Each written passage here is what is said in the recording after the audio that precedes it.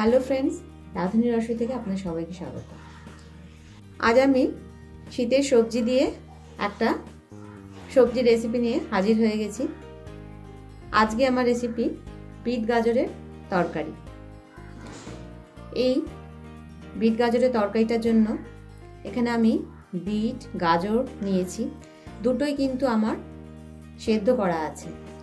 সেদ্ধ করে নিলে এই তরকারিটা খুব তাড়াতাড়ি হয়ে যায়, একদম কম সময়ের মধ্যে।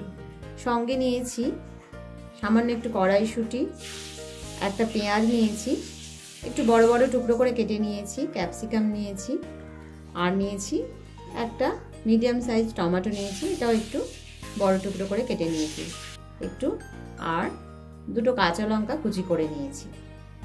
এটা খুব হেলদি একটা সবজি, রুটির সাথে এটা কিন্তু ভীষণই ভালো লাগে। কিছু মশলা রেখেছি, মশলা মানে বিশেষ কিছুই না, সামান্য একটু পাঁচফোড়ন আর একটা শুকনো লঙ্কা রেখেছি ফোড়নের জন্য, একটু হলুদ গুঁড়ো, এখানে একটা ভাজা মশলা রেখেছি, এটা আমি মৌরি, জিরে, ধনে আর একটা শুকনো লঙ্কা দিয়ে শুকনো খোলায় ভেজে একটু গুঁড়ো করে নিয়েছি। সঙ্গে আমি রেখেছি সর্ষের তেল, কারণ সর্ষের তেল দিয়ে যে কোনো তরকারি কিন্তু খেতে খুব ভালো লাগে। আপনারা চাইলে সাদা তেল ইউজ করতে পারেন। আর নুন, চিনি একটু সঙ্গে রেখেছি। খুব সাধারণ একটা রেসিপি, কিন্তু এটা খুবই স্বাস্থ্যকর এবং খুবই ভালো খেতে হয়। আসুন তাহলে রেডি করি। আমি এখানে গ্যাস অন করে কড়া বসিয়ে দিয়েছি, কড়ায় তেল দিয়ে দিচ্ছি। যেহেতু সবজিগুলো আমার সেদ্ধ করা আছে, তাই খুব বেশি তেল কিন্তু এটা লাগবে না। আমি এই ছোট চামচটার 3 থেকে 3.5 চামচের মতো তেল দিয়ে দিয়েছি। কড়ার মধ্যে তেলটা কিন্তু গরম হয়ে গেছে।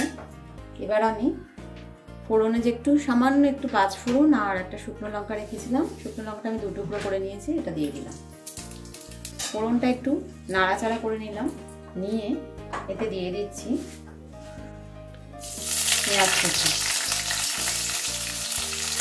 পেঁয়াজ কুচি দিয়ে আমি দিয়ে দিচ্ছি দুটো লঙ্কা কুচি করে রেখেছিলাম, লঙ্কাগুলো দিয়ে দিলাম। দিয়ে দিচ্ছি ক্যাপসিকাম,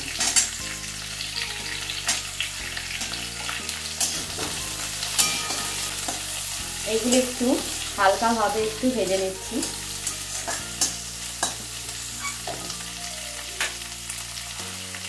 সামান্য একটু হলুদ দিয়ে দিলাম,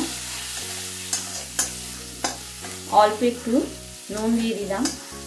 আমার গাজর আর বিট সেদ্ধ করার সময় একটু নুন দেওয়া ছিল, তাই সেটা বুঝেই আমি এখানে নুনটা দিয়ে দিলাম। এবার আমি দিয়ে দিচ্ছি টমেটো। কড়াইশুঁটিটা বয়েল করে নিলেই ভালো হতো, তা কড়াইশুঁটিটা আমার বয়েল করা হয়নি, তাই কড়াইশুঁটিটা আমি এখন দিয়ে দিচ্ছি।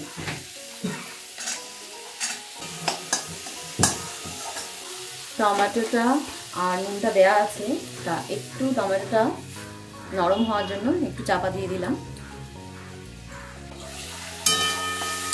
টমেটো একটু নরম হয়ে গেছে।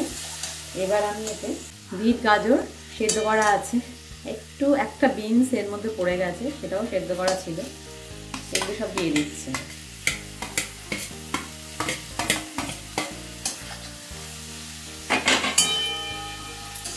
এটা কিন্তু হতে একটু বেশি সময় লাগে না, কারণ বিট গাজর সেদ্ধ করা থাকে, কড়াইশুঁটিও সেদ্ধ করা থাকে। আজ আমি কড়াইশুঁটিটা সেদ্ধ করতে ভুলে গেছি, তাই এটা করতে খুব তাড়াতাড়ি হয়ে যায়। সামান্য আমি বিট গাজরটা নাড়তে নাড়তে সামান্য একটু চিনি দিয়ে দিলাম। চিনিটা সম্পূর্ণ অপশনাল।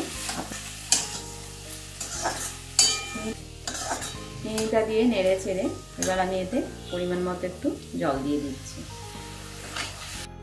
জল দিয়ে আমি কিছুক্ষণের জন্য এটা ঢাকা দিয়ে দিলাম।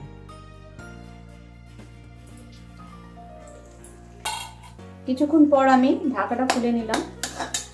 দেখুন সবজির জল অনেকটা শুকিয়ে এসছে, আর ক্যাপসিকাম, কড়াইশুঁটি সবই সেদ্ধ হয়ে গেছে, সামান্য একটু জল আছে। এবার আমি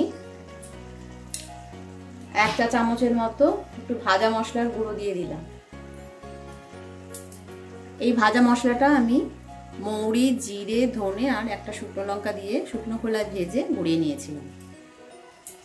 ওপর থেকে একটু ধনে পাতা আমি দিয়ে দিলাম।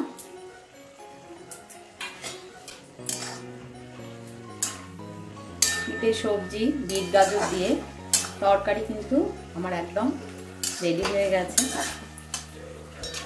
এটা কিন্তু ডিনারে রুটির সাথে বা ব্রেকফাস্টে রুটির সাথে এটা ভীষণই ভালো লাগবে। আপনারা অবশ্যই একবার এটা বাড়িতে করে দেখবেন। প্রায় 10 মিনিটের মধ্যেই তৈরি হয়ে গেল এই সবজিটা। গ্যাসের ফ্লেমটা অফ করে দিলাম।